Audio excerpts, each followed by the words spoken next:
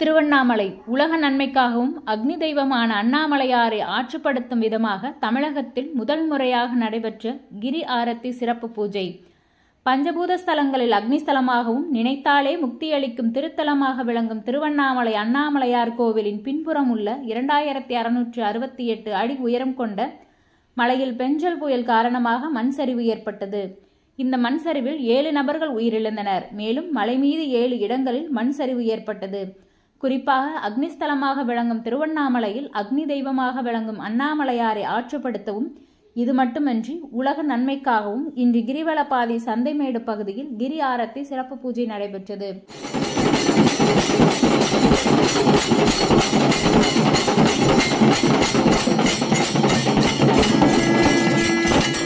குறிப்பாக காசி கங்கை நதியில் கங்கை ஆரத்தி பூஜை செய்யும் 7 சிவனடியார்களை கொண்டு இன்று கிரி ஆரத்தி சிறப்பு பூஜை நடத்தப்பட்டது.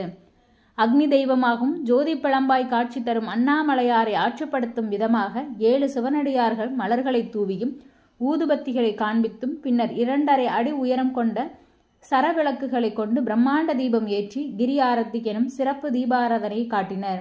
இதில் ஏராளமான பக்தர்கள் கலந்து கொண்டு அண்ணாமலையாருக்கு அரோகரா என பக்தி முழக்கமிட்டனர்.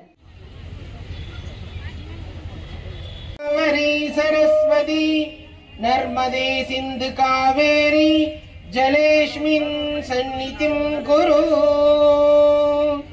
अनारमद कडले पोट्टि पोट्टि गुरुवे नमः गुरुवे सर्वलोकानां विशेषे भवरोगिणां नितये सर्वविद्यानां श्री दक्षिणामूर्तये नमो नमः.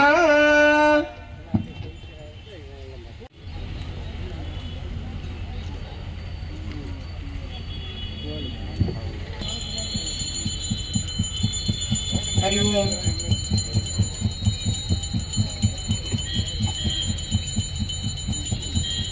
हरि ओम. हरि ओम.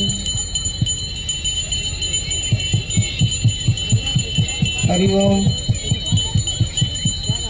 हरि ओम. हरि ओम. हरि ओम. हरि ओम.